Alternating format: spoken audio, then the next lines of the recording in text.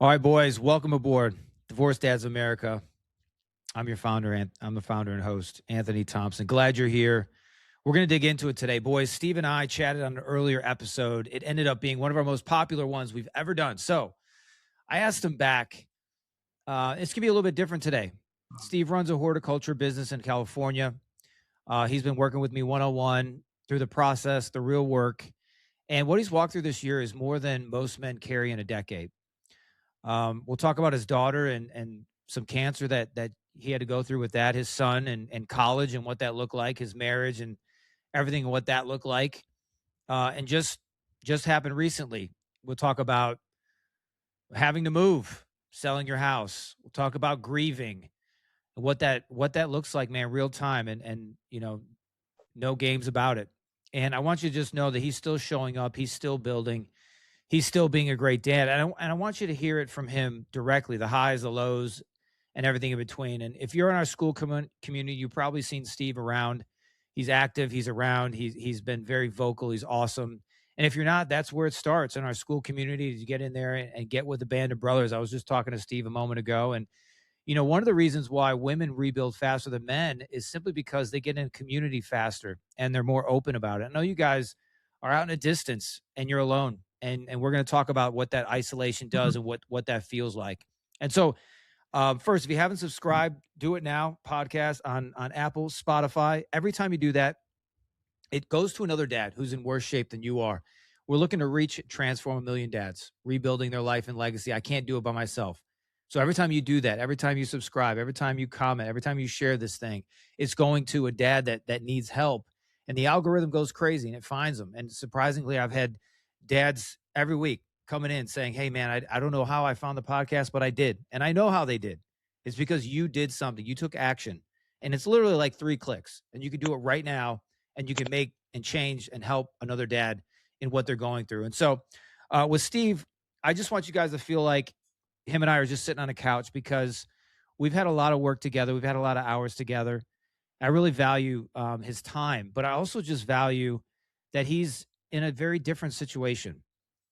He's in something that, is more than what most are handling. And so I want to throw it like this, Steve. So I want people to understand what you've actually been carrying this year. I know we talked about your daughter's diagnosis, your son, we walked through that, the divorce finalizing, the house, moving.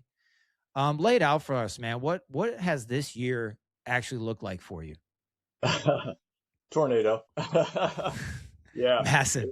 Yeah. And man, just, I get it. I'm not the only one, everybody has their different things, but yeah, this year was just like, it was just like when you fall off your surfboard and you get caught in the washing machine and it just slams you into the sand again and again and again. And you're like, man, there's like 5 times I can hit the bottom before I can come up and breathe. So, yeah, my wife told me she wanted the divorce, and that sparked the whole, shock, disbelief, started into that. We were a few months into that, and my daughter came over. She had a pet, a new dog she got, and she was gonna train it as a service dog. And she just decided, the dog wasn't getting enough care with the divorce, and we were gonna take care of it. So we fixed it, and she was gonna spend a week with me and take care of the dog. And she was really, really sick. And about the second day she was here, we took her to the ER, her boyfriend and I, and they couldn't really figure it out. And it just so happened that there was a cancer doctor from UCLA that happened to be up here in SLO that worked here, and he was just there that night, and it was just God's will, luck, whatever you want to call it. And they said, come take a look at this kid, and we can't figure it out. And he wanted to do a bone marrow biopsy, and turns out she had leukemia. And so in the middle of this divorce, we're in the emergency room, and I'm thinking, oh, she's got a kidney infection or something, and basically her kidneys were shutting down, and she had leukemia. And I was like, what? So just right in the middle, and it kind of it stopped like all the emotions with the divorce, and we had to just like shift gears. And literally 2 nights later, I drove to LA with her, and that was our life for about the next year of her doing these cancer treatments. And she came out of that. They got a transplant. She's doing good. She's still getting treatments. They're taking her off the meds now. That's a plus. She's clear. I'm finding that now, that whole year, it just stopped, the whole divorce processing thing, and that was our only focus. And so now I'm finding post this, there's this crash where I'm going back, and now I think some of the stuff that I would have dealt with divorce a year ago is now kind of starting to come back up. And then plus on top of that, just regular life things that would happen that would be like the empty nest syndrome, where, in most normal situations, your kids leave the house and you're both like, well, now what do we do? It's about time to retire, and the kids are leaving, and it's really sad. And so my daughter is living in LA with my wife so that they can be close to the hospital for her appointments. And my son is getting ready probably next month to go down to college in Santa Barbara. So now it's just, I've got the empty house. Like Anthony was saying, I've got that you realize it hits you, like how much of your social life you depend on your wife for. And the empty house and the disarray and this cancer thing, and realizing now it's like transplant's done, she's clean, she's going to be okay. And it's like this sigh of relief, but it's also like a collapse, because then what comes flooding in is what you haven't dealt with the divorce for the last year, because it just stopped at that moment. Like you're like it's like, crap, we got to deal with this in the middle of this. And so now we're back to finishing the divorce stuff, and it's kind of on a rush timeline now. And so yeah, divorce, kid with cancer, kid leaving for college, and we're selling our house.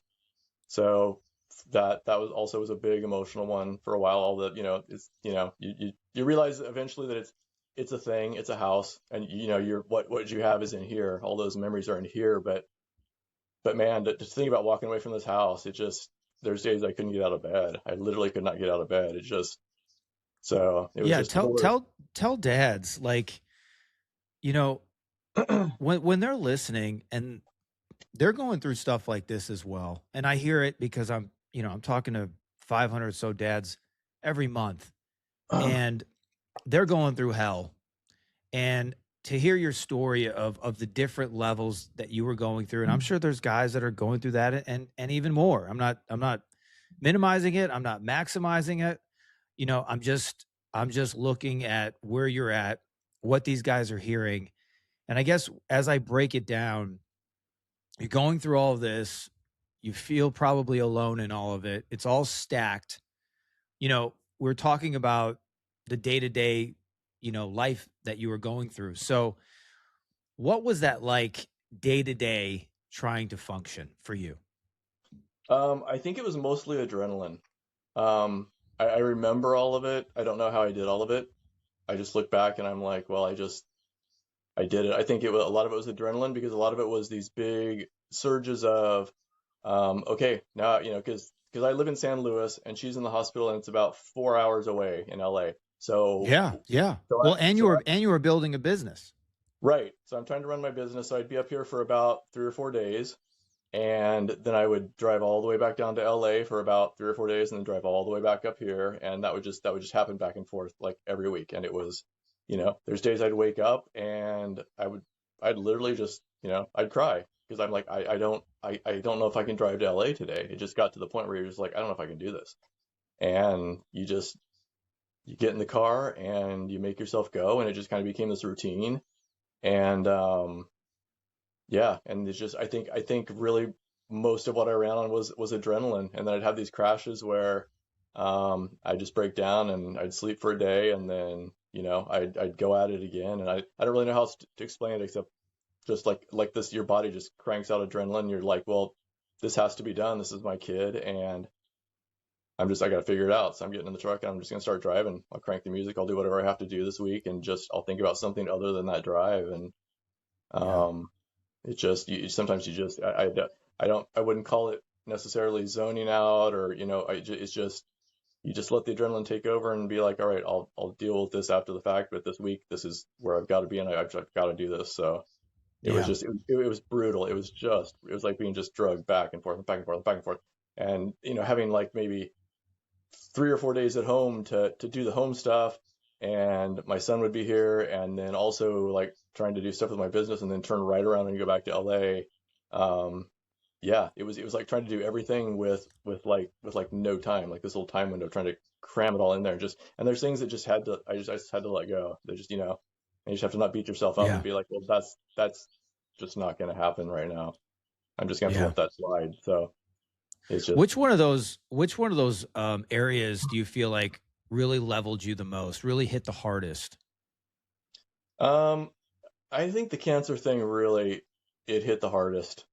Um, it's the one thing to have your wife say, we're done, and it's Yeah. like after 26 years, that's a gut punch, especially when think the marriage is going well. But man, it's when you realize, because my daughter's she turned 21 in the hospital, so she's young. Yeah. Um, Yeah. Yeah. so you just, man, that stuff happens, and that was, I think, the one that leveled me the most, is looking at your kid in that hospital and just thinking, shit, like I didn't know that much about leukemia prior to this, and I mean, thank goodness, tech has come a long way, medication has come a long way, especially for her age, because a lot of people don't survive it in their 50s or Yeah. whatever, but she did a great job. But just to see your kid in there just sick and lose their hair and just like not wanting to live anymore because they just can't go through that process anymore. It's just, and you have to sit there and watch that, but suck it in and Yeah. be there for them, And then they had a chapel downstairs, and I'd be like, I'll be back. I'm gonna go get a snack, and I'd go to the chapel and just lose it. I mean, I would Yeah. break down. I would just absolutely break down, and then come back about an hour and be like, hey, how's it going? And just right back to that Mm. face for her, because I'm like, I don't want to do this in front of her, So it's watching your kids go through that. It's like nothing else, man. Yeah. Just Well, that insane. was one of the reasons, man.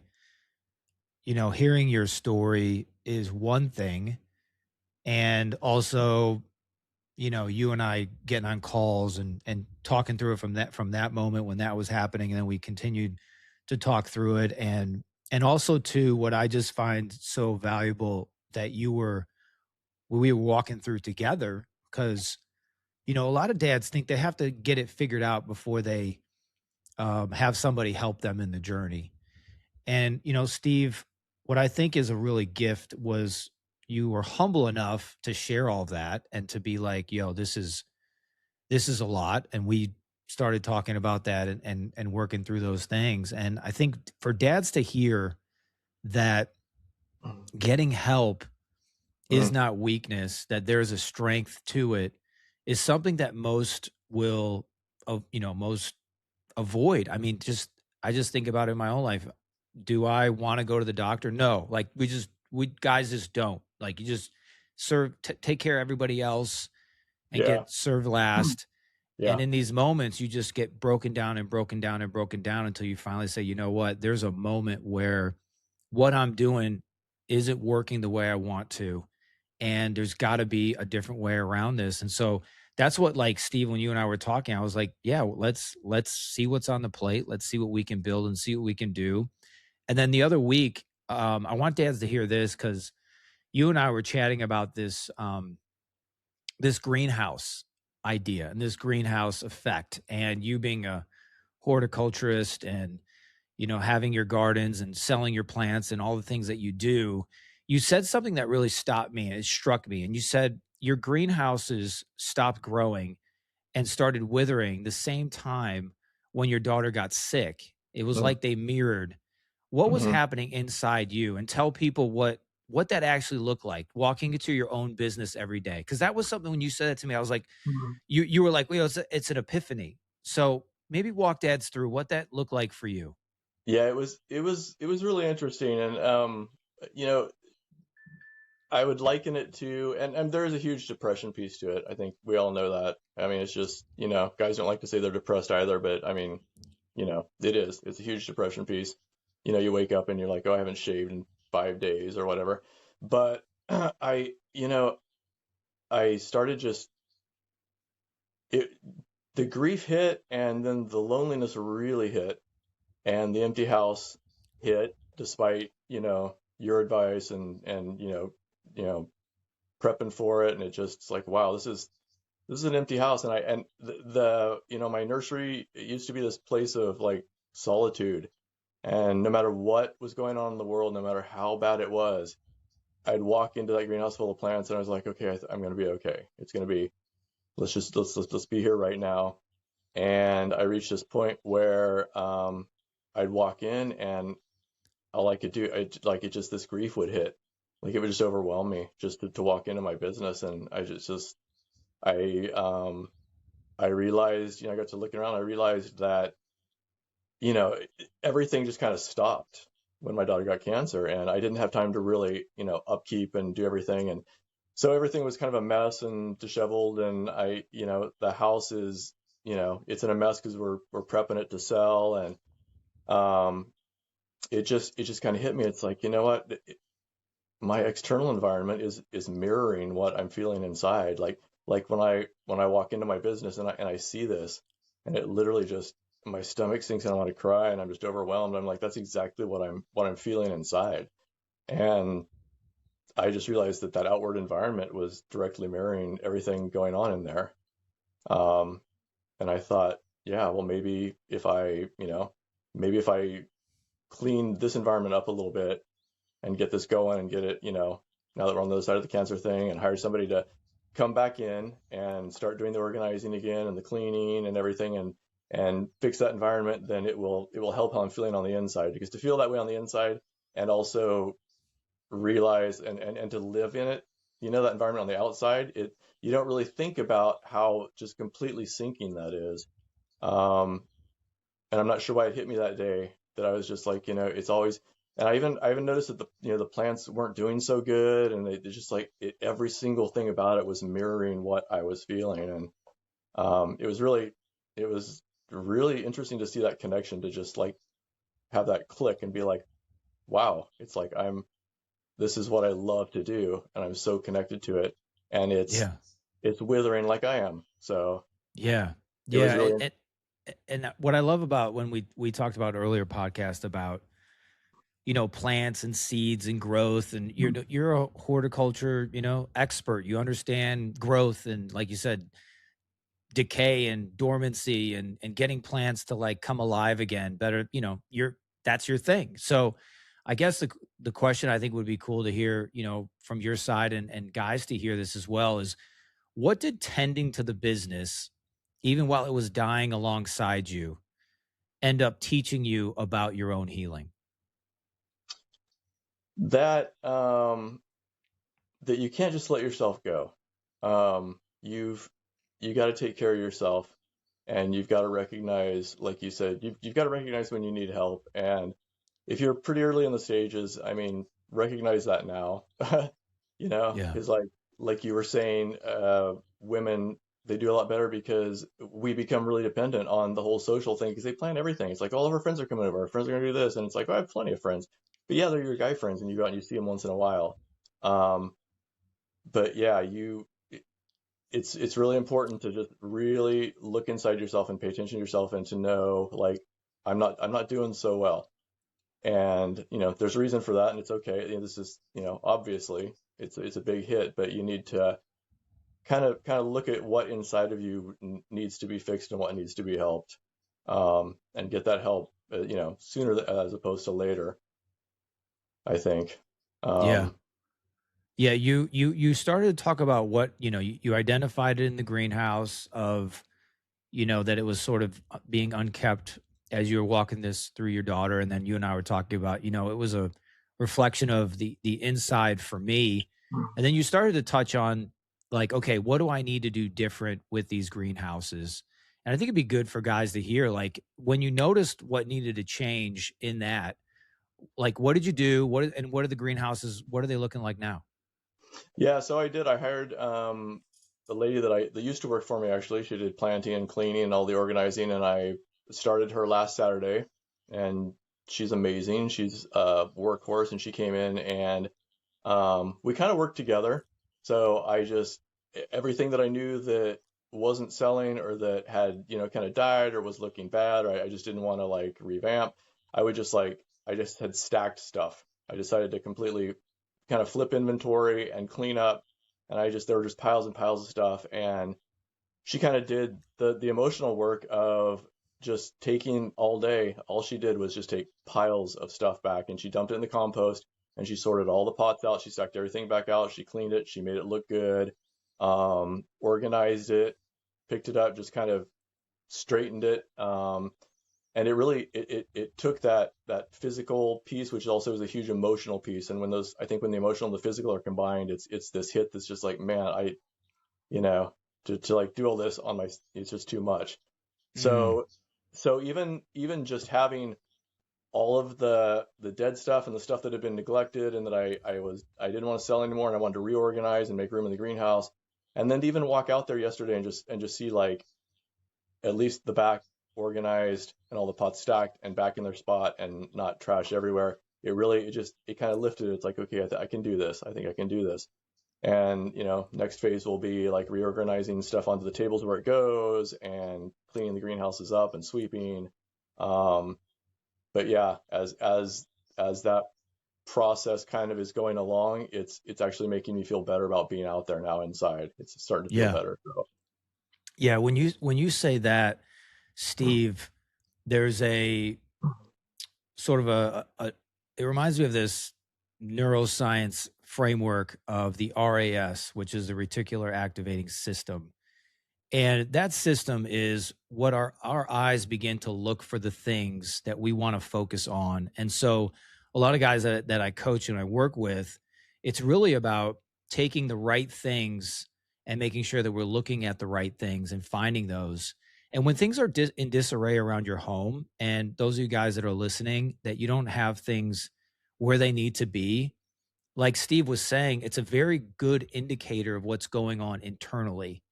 And that can be as simple as cleaning your house. It can be, there was guys that I talked to that, they just, they're disorganized, and it affects, and it's actually, like Steve said, it's this inside world that you're now seeing externally. And so when we talk about this RAS, the reticular activating system, one of the things that Steve and I would talk about is, what do you want the business to look like? What do you want your life to look like? What do you want? Because when you begin to focus on what you want, then the RAS begins to find those things that you want instead of by default of what you don't want. And so, could be, your finances aren't where they need to be. It could be that your relationship is destroyed, could be something with your children. And so when all those things aren't working, you keep finding more of those things that aren't working, which is why it's so important to get ahead of it and say, okay, what do we want to be looking at? What do we want to focus on? And so when Steve says, I need this greenhouse to look like this, why? Because he's building a business, because he understands that this is growth and this is what's going to help these things in these areas. He understands that his mind needs to get decluttered.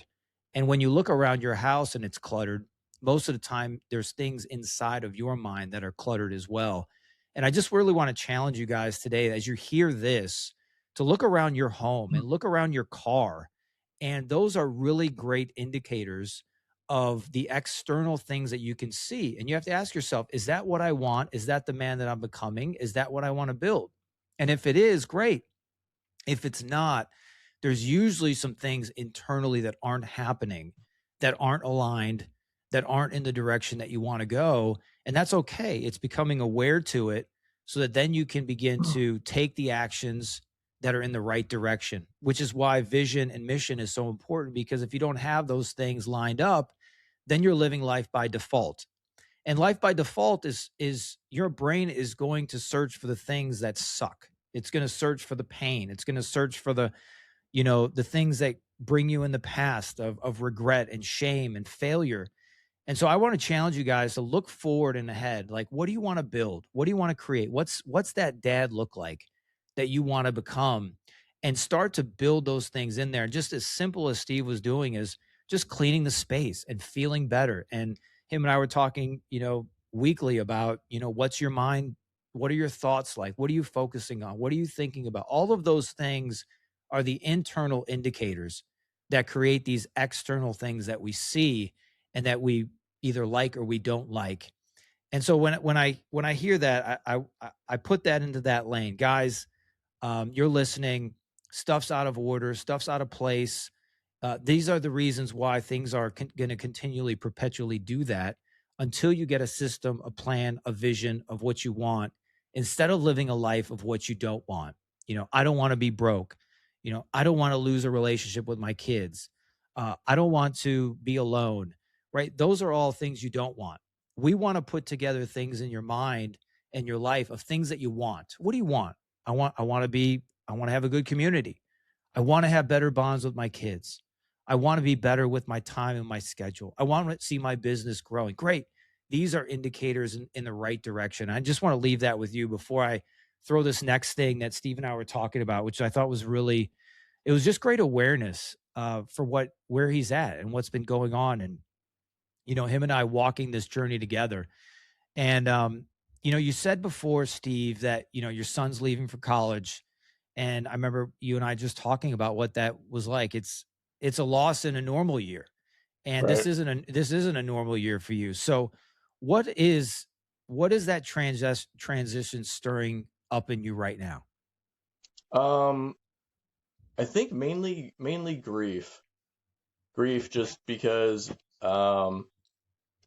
you're running on limited resources emotionally, Yeah. and like I said, this your kids go off to college, and it's a gut punch anyway.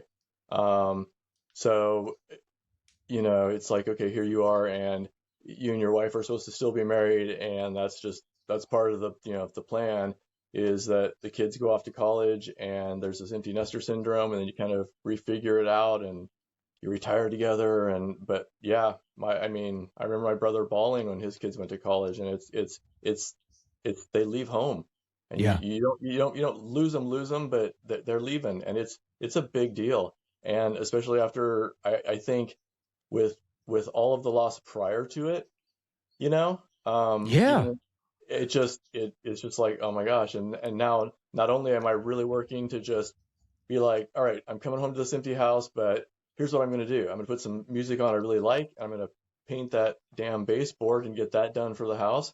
And but it weighs on me, and I think grief is probably the biggest emotion that I have with it. Yeah. um uh, you know and yeah, he's he's excited to do it, but I want to be there for him, and I can tell that he's holding a lot of it in. Yeah. He doesn't express a lot of it, so Yeah, it's um real, man. It's real life. It's real life. And it's and just, and yeah. you were mentioned with the house, and you're going through those kinds of things. And there was something else that stuck out to me that you walked through, you and I were talking through, and it was something that your ex asked you to do. And you're getting the house ready to sell, and you know your ex had sent a text about leaving something out for her, this tape measure. And you had this first thought of anger, but then you sort of caught yourself. And I just think it's good for dads to hear, if you could replay that moment of what you were aware to about what that conversation was like, how you felt, and then what you did differently. Right. Yeah, and I think, and we're probably all the same. Like, I toggle back and forth between, complete forgiveness, and then there's days where I'm just like, screw you, screw you. And she was coming for the weekend to, touch up some paint and do whatever she does on the weekend when she pops up to do some things. And she left me a text and said, will you put a tape measure in the garage so that I can measure the driveway for the driveway guy to, put the asphalt on? And the very first thing that popped into my head was, fuck you, get your own tape measure. Screw you. I'm not, I'm not attached to you anymore. I don't have to do shit for you. And, I stopped, and I was like, okay, although that's honestly what I felt at that moment, it's hateful and it's spiteful, and it doesn't really do me, or doesn't do anybody any good. And I got to thinking about it, and I was like, it's like, you're a big girl, and you can, there's a tape measure in my son's bedroom, or you know how to drive to the hardware store to get one. And I don't know why it clicked.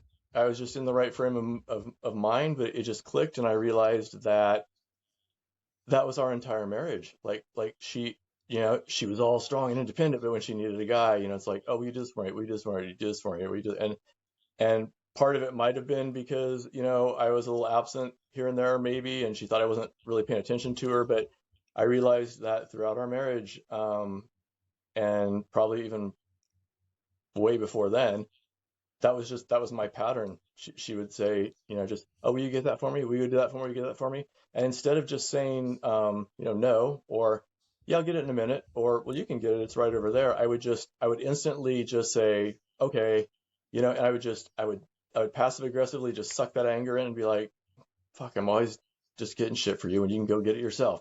But that was on me because I would never open my mouth and express that and say, you can do that yourself.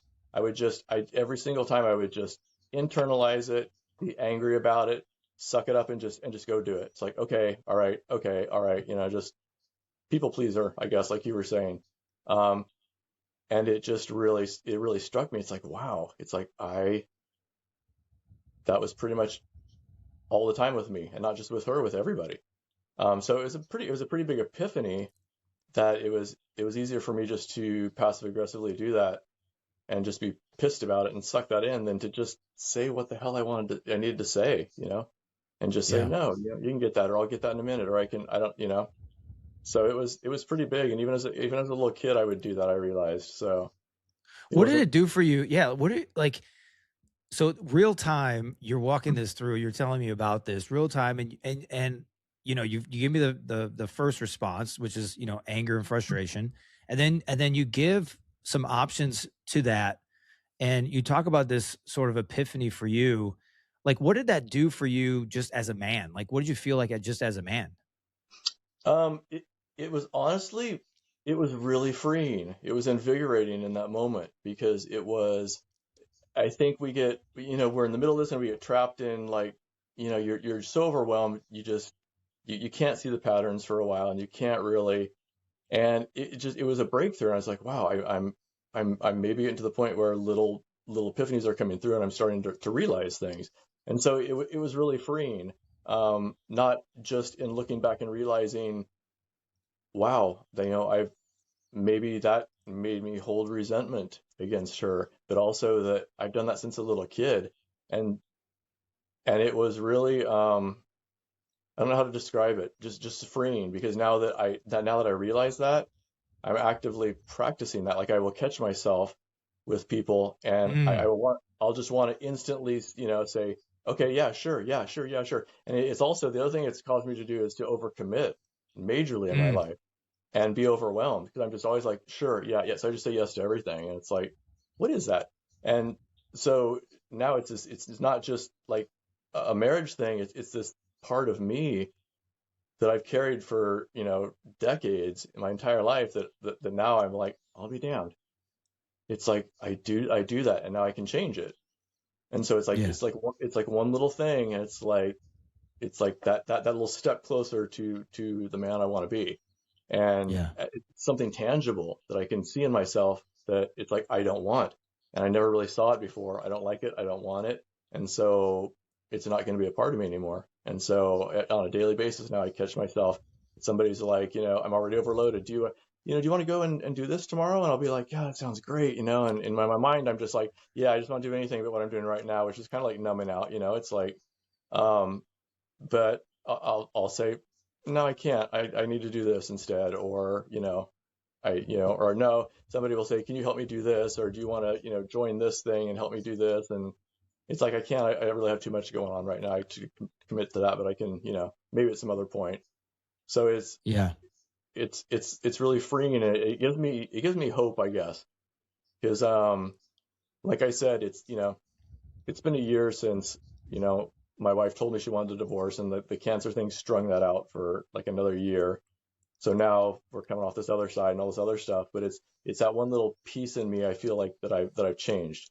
And Yeah. so I kind of when I'm really having a shitty day where I'm just like I don't know if I don't know if I'm gonna make it through this. I don't know if I can do this. I'll look at that and be like, dude, you recognize that piece and you change that piece.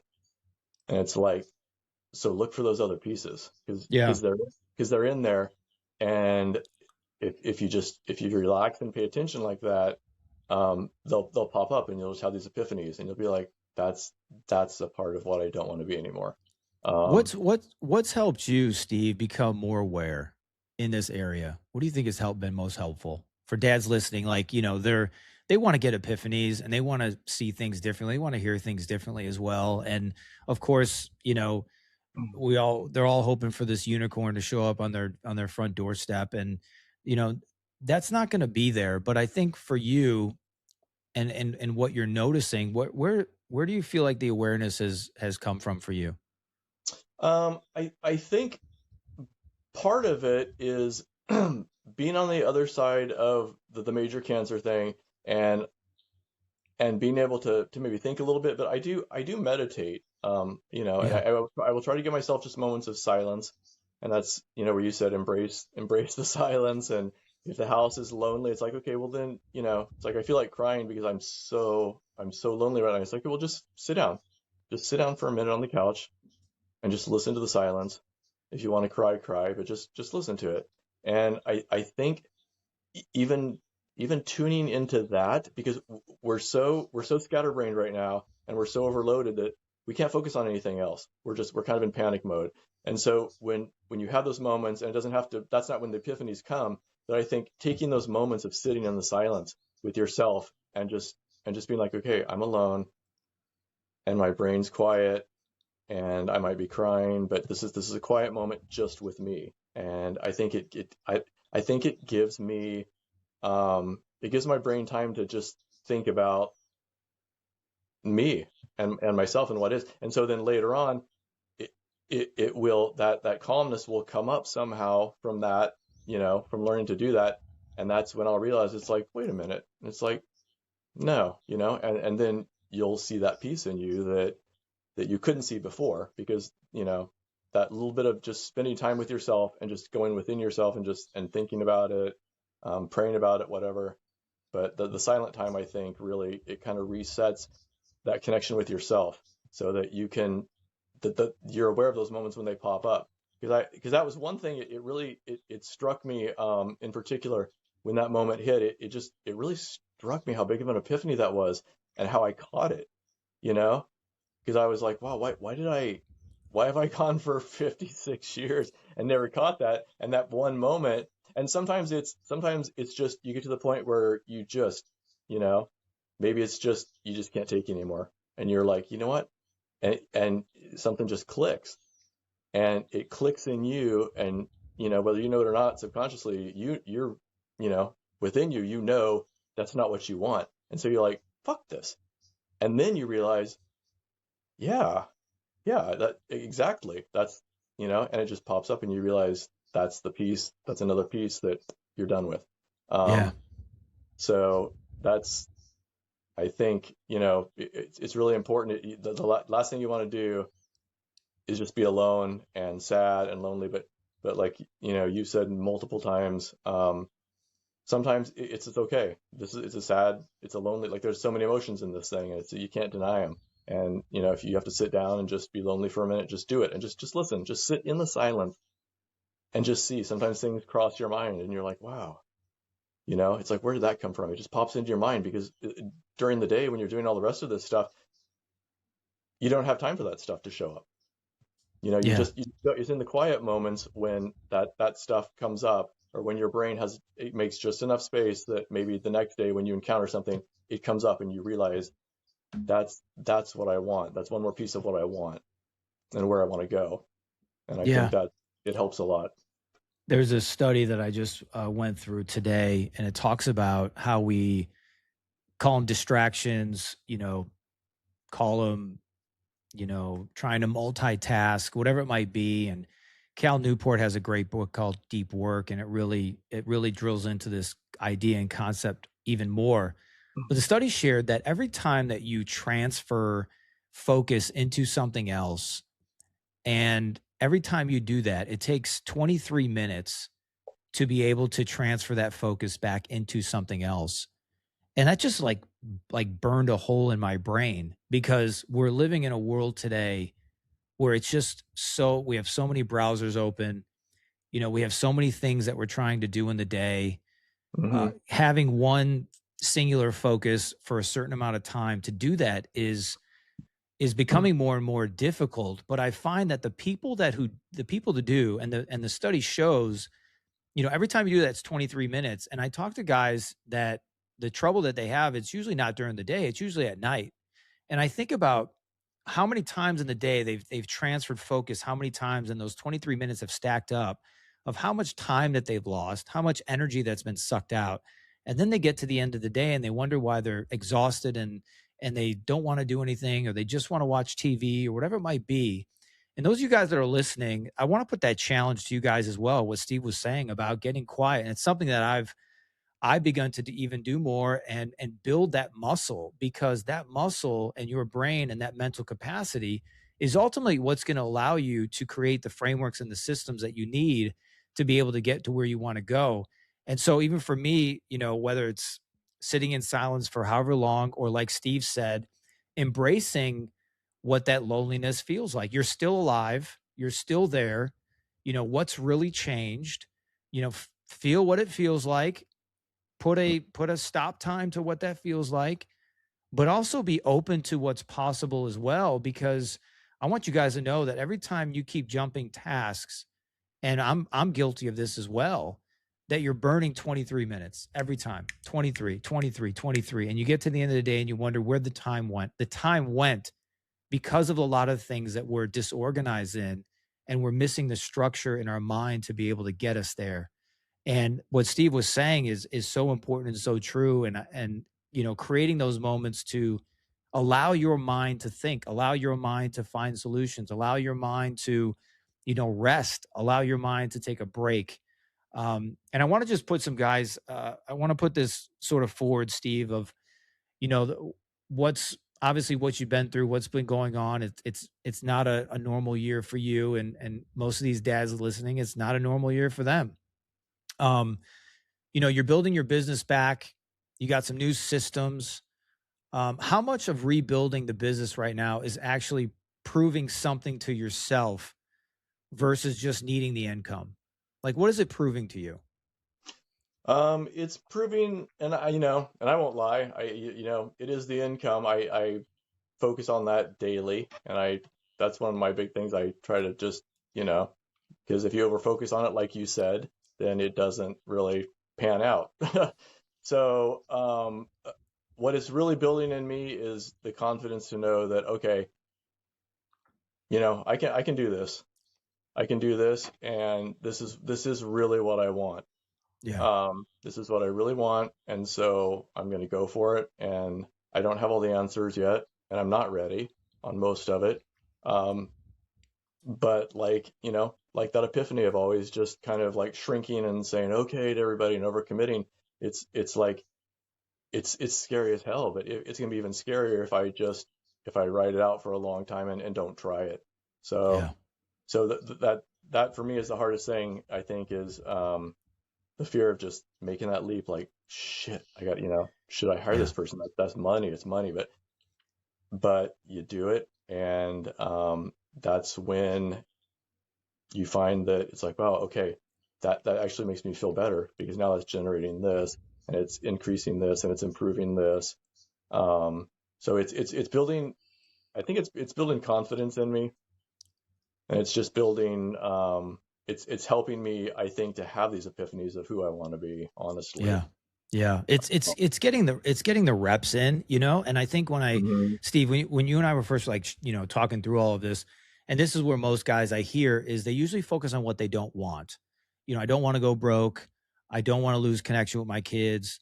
I don't want to be lonely.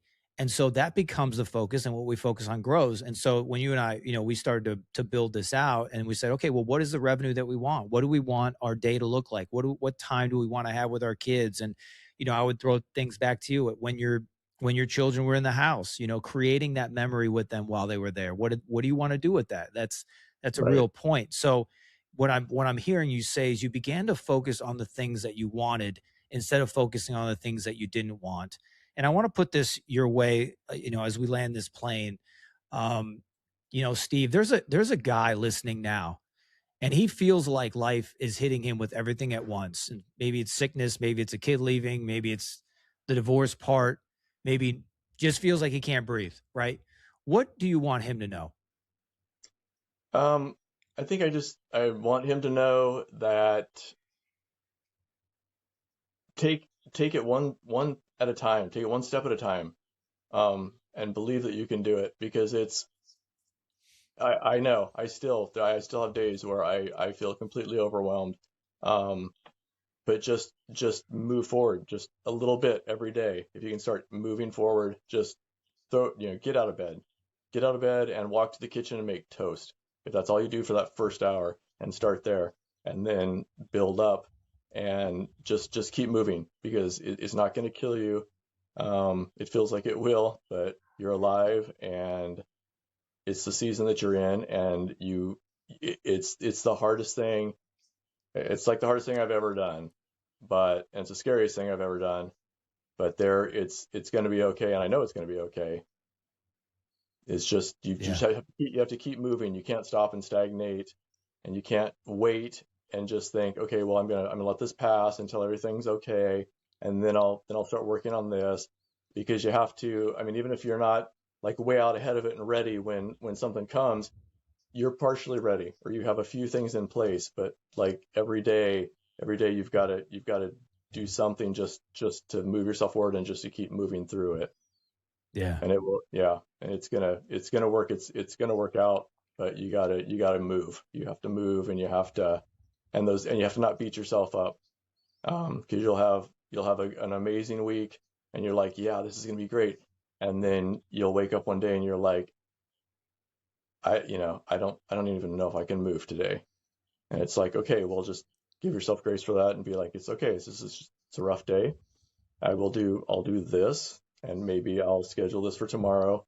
Um, but get up and do something, or the next day you're going to feel even worse that you didn't do something. So not moving makes you feel worse than moving, even Yeah. though even though forcing yourself to move feels like it's going to kill you. I honest to God, it feels Yeah. like you're just not going to make it. But 2 or 3 days of laying on the couch and just like, I just need one more day of rest, and then you start getting guilty, and then it starts piling up, and you're like, shit, it's like, I have to get out and do this. I have to move. And you don't have to have the answers. You don't have to have all, because they're not going to be there.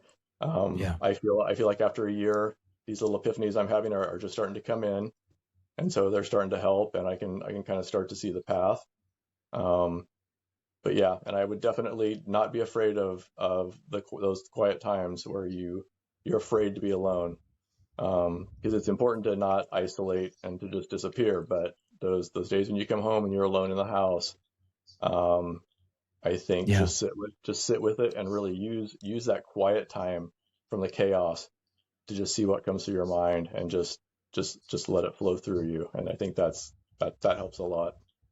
That's good, Steve. I want to put something your way because I don't know where these dads are and what they're doing, but I love for dads to find you, find your business, and find what's going on. So where can they find you? Maybe and maybe share where those places are. So my main website is stevesupergardens.com.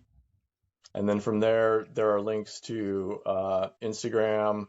I do lives on Palm Street. I still have an Etsy shop that I've kept just because it's got a lot of traffic through it. And I think, yeah, I've got my phone number, I've got my email in there. So yeah, yeah, that's where you can Yeah, reach.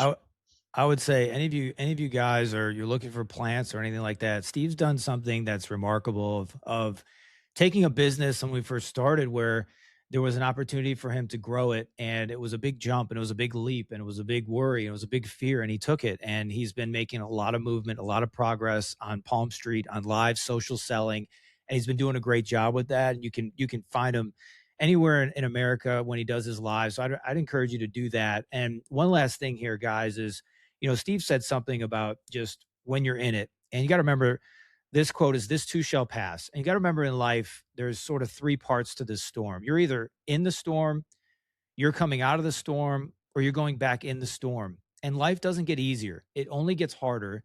And it's how you prepare now that allows you to be able to grow through it and get through it. It's not going to be, You're not going to sit on the beach all day and do something. You're going to grow. You're going to become the man that you want to become. And I just want to challenge you guys as well that if you're not in our school community, get in there, start there, get with a band of brothers. We have calls every week. Those of you that are in business, high level executives, you're looking for a one-on-one experience. I encourage you, like take a step, man, take a jump, get someone under the hood with you, and see if that's a partnership, with me and something that you want to invest in yourself in to do, because I've benefited from it, the ROI, the experience, what it's done for my children, and I believe what it's going to do for your life and legacy is has been impactful for not just me but for hundreds of guys. So I just want to leave that there with you. As you guys know, I pray for you guys every single day. I'm thankful for you. I'm grateful for you. If you haven't subscribed yet, subscribe, and I will see you guys on the next one. God bless you all.